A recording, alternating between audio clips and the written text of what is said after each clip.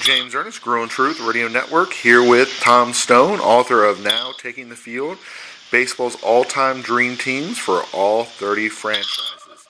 So tell us about the inspiration for the book. Well, it's something I was interested in when I was young. I grew up in the 70s and 80s and living in Rochester, New York.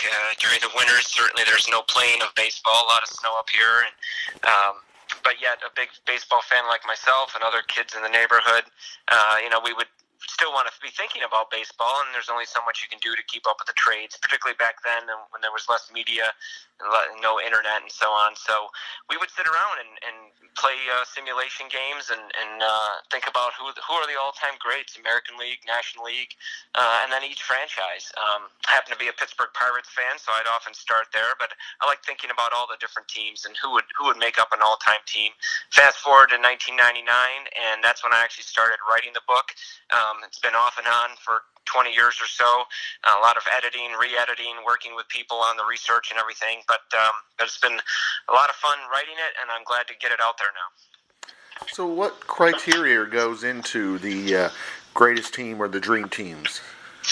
Yeah, so I decided, a lot of authors and fan surveys have tackled this question, all-time dream teams for each franchise, going back actually to the 50s. And I review a lot of those and give some commentary in the book, fan surveys and other authors that have done this. But what I wanted to do was take what I would call maybe a more modern approach. We've got all these sabermetrics now. Some of them have gotten pretty widespread, like wins above replacement or WAR. So I started with that. It's a good stat to, nothing's perfect. I'm not a huge defender of WAR as like the end-all be-all or anything like that, but it is the one that people are using these days to compare players more often than not. So I start with that as a baseline. Then I looked at traditional stats, of course, like home runs, RBIs, stolen bases, strikeouts, and so on. I also looked at postseason accomplishments, how they do in the World Series and playoffs. Were they a hero? Did they choke? Because WAR doesn't take into consideration the postseason. And then lastly, I looked at how many times were they voted an All-Star, MVP, Gold Glove, things like that, because honors and awards are important too. Sounds good. So it sounds very comprehensive. Yeah, I wanted to not just pick one thing. I mean, you can look at the book. I've got lots of stat tables. So if you're just interested in knowing, according to WAR, for the time that the player played for that franchise, who would make up the all-time team, you can certainly deduce that from the tables. But I took a more nuanced approach and didn't always just choose who WAR dictated it would be. With the book, how did you determine what order to put the teams in? Yeah, you maybe picked up on that. So instead of alphabetical order, which would have been sort of the natural thing to maybe make it easiest for the reader, I wanted to have a little fun with that. So I took the first 16 chapters of the oldest teams that go back to 1901 for the American League and went back into the 1800s for the National League, and I put them in order by all-time wins-loss record. So that's why the Yankees are Chapter 1, Giants are Chapter 2, Dodgers 3, and on. Poor Phillies happen to have the worst wins-loss record all-time amongst those 16 long-standing teams, so they're Chapter 16.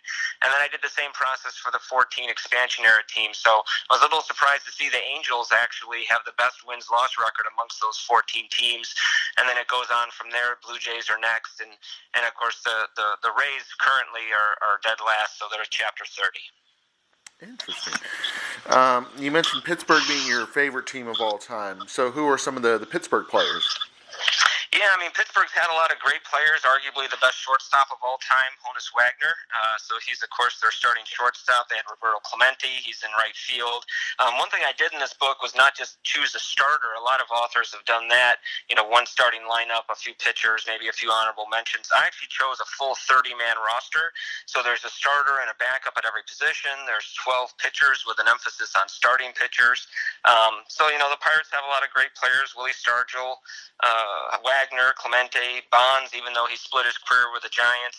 That's one thing also to note is I only considered what they did for that team.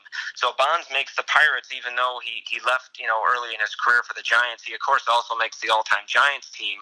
And there were a number of players, several dozen, who made more than one of these all-time dream teams. Nice. So it is good that they had the opportunity for both their franchises. Yeah, definitely.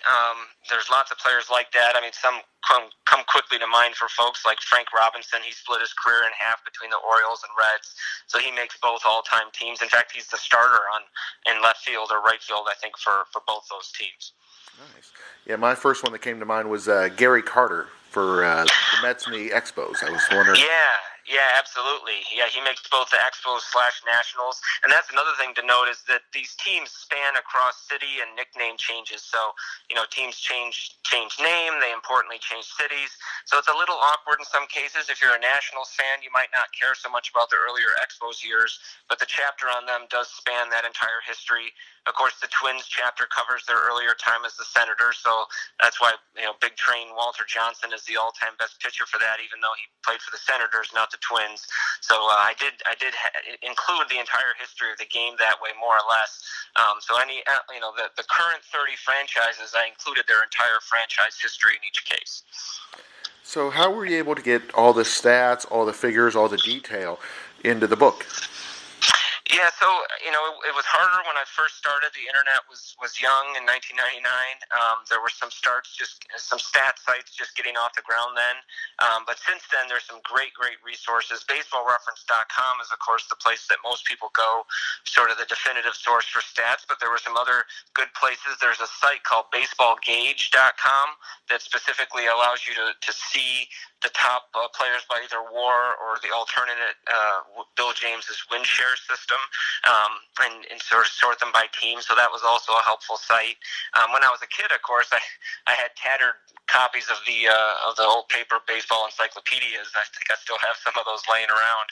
But these days, there's a couple of key sites. BaseballReference.com really was my go-to. So was it just you, or did you have any other help or influence on the book? It was just me doing all the writing off and on over the past 20 years. I do want to thank Gabriel Schechter, who used to be hired as a researcher at the Baseball Hall of Fame Library. He was one of my two editors, and he not only was a helpful copy editor, but he also provided a lot of insights and just a broader perspective. He's maybe 20 years older than I am. I'm 45, and don't want to date him necessarily, but he's definitely older than I am, has a longer history with the game. So he provided a lot of good input. Excellent. And any plans on a follow-up book or any other things in the works?